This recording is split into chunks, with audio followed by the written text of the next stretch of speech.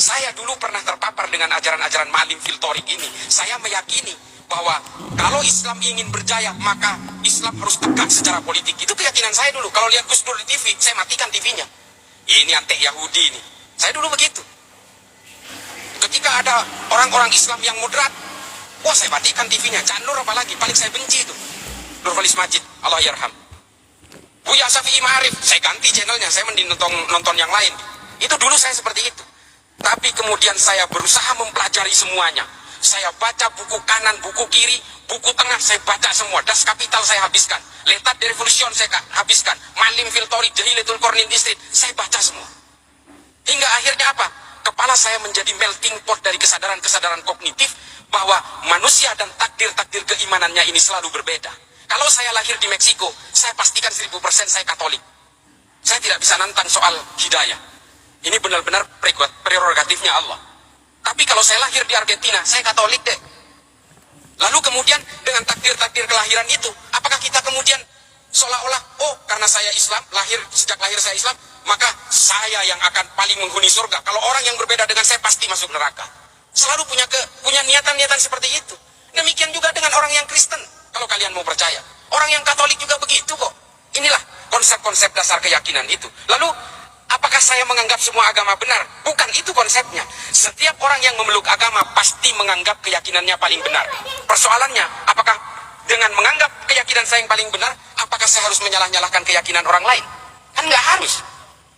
Itu adalah kesalahan besar, offsetnya di situ.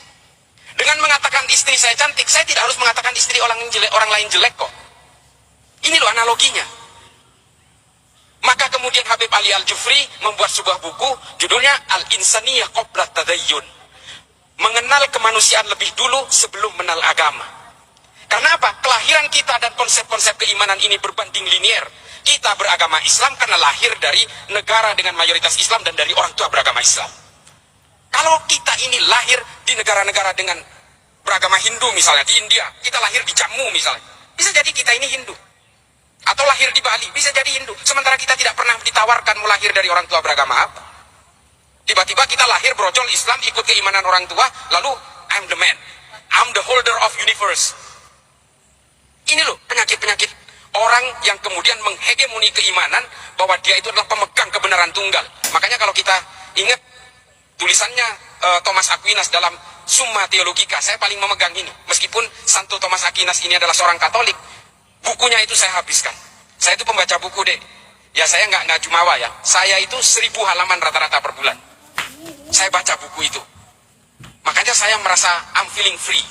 Saya merasa merdeka dengan berbagai bacaan yang saya bacain. Saya betul-betul tidak terbolgol oleh keyakinan-keyakinan sepihak. Kata Thomas Aquinas apa? Hominem unius libri. Saya paling takut kalau ada orang baca satu buku lalu dianggap ini adalah kebenaran paling mutlak. Ini loh, bahaya sekali. Kemudian yang saya kisahkan kedua adalah ketika kemarin Densus melakukan penangkapan di Poso sebanyak 22 orang secara serentak. Di semua sekitar Poso ada Tojo Una-Una, Ampana, dan juga di kota Poso ada salah satu anak muda yang saya wawancarai, saya interogasi. Umurnya belum genap 17 tahun. Dia ditangkap karena dia ingin melakukan aksi teror, melakukan latihan-latihan militer untuk naik ke Gunung Biru menggantikan kelompoknya Ali Kalora yang sudah dihabisi.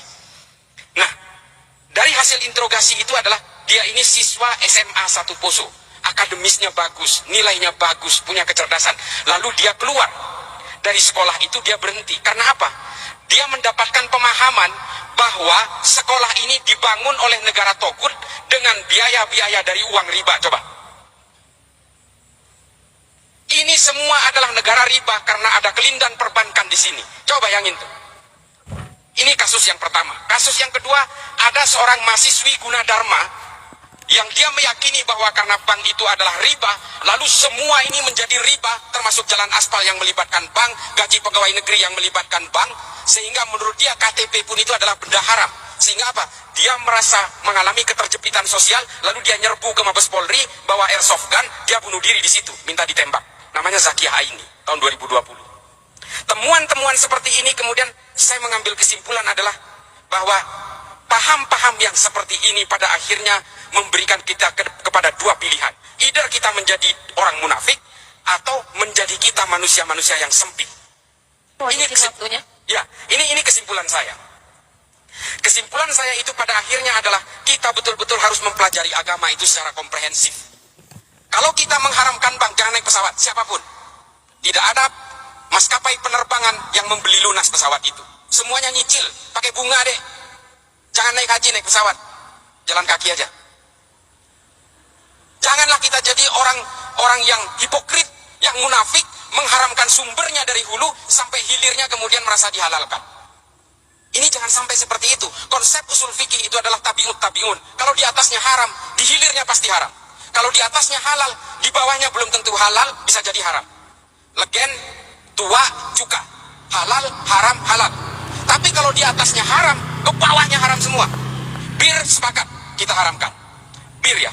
Kalau kalian jadi tukang parkir di pabrik bir, haram juga penghasilannya. Itu loh konsep usul fikih. Kalian kalau ingin mengharamkan bank konvensional, apa yang kalian kenakan ini semua melibatkan bank. Kalian akan menjadi munafik semua. Lalu, apa antisipasinya? Darul Iftah Majelis Ulama Mesir kemudian menghalalkan bank-bank konvensional ini. Dengan alasan, riba kita betul-betul mengharamkan itu. Allahu ahallal bai'a wa harrama riba. Jelas. Tapi, apakah bank konvensional masuk kategori riba? Ini yang diredefinisi ulang. Hukum perbankan itu diharamkan ketika produknya belum ada di abad pertengahan. Ini loh yang perlu redefinisi itu. Yang terakhir adalah, pada intinya adalah, apapun keyakinan kalian, tafsir kalian, agama kalian, satu kuncinya. Ini yang disebut dengan moderasi beragama.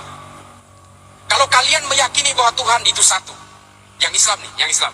Kalau kalian betul-betul meyakini kul huwallahu ahad, kalian betul-betul menganggap bahwa Islam itu adalah monoteisme, termasuk yang beragama lain, maka kita juga harus meyakini bahwa manusia dimanapun dengan agama yang berbeda-beda, dengan Kristen, dengan Hindu dan Buddha, itu pasti diciptakan oleh Tuhan yang sama.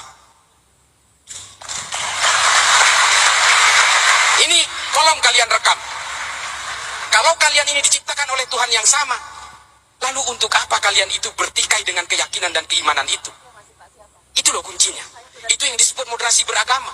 Moderasi beragama ini bukan sekuler, bukan liberal, bukan. Tetaplah kalian dengan keyakinan-keyakinan agama dan tafsir-tafsirnya itu. Satu saja, jauhi kebencian, jauhi kekerasan, jaga nama baik agama masing-masing, supaya apa? Supaya agama kalian ini tetap menjadi daya tarik. Kalau agama kalian ini lebih identik dengan kekerasan, kebencian, caci maki dan sebagainya, jangankan orang yang berbeda agama yang mau tertarik dengan agama kamu, orang yang seagama dengan kamu aja bisa saja meninggalkan agamanya. Kita paling terakhir banget nih, mumpung lagi ngobrol MC-nya. Paling terakhir banget. Kita selalu mencatat bahwa ada orang non-Islam masuk Islam. Oh, kita girang banget. Sinead O'Connor masuk Islam. Wah, keren. Marcel Siahaan masuk Islam, keren. Kita hanya menghitung secara statistik orang non-Islam yang mengkonversi agamanya ke dalam agama Islam. Tapi kita tidak pernah mencatat orang Islam yang keluar dari Islam, tidak pernah ada prosesinya. Tidak pernah ada statistiknya. Karena KTP-nya tetap Islam, tapi dia sudah menjadi agnostik atau menjadi ateis. Kenapa? Karena Islam selalu digambarkan dengan kekerasan-kekerasan dan kebencian, membinahkan satu sama lain, mengkafirkan satu sama lain, sehingga hidupnya seperti pepat dan sempit. Agama bukan tujuannya untuk itu. Agama itu adalah melonggarkan berbagai isi batinnya tanpa menghilangkan konsep-konsep teologisnya, tanpa menghilangkan kehausan spiritualnya. Gitu ya. Terima kasih banyak. Ini agak sedikit ini.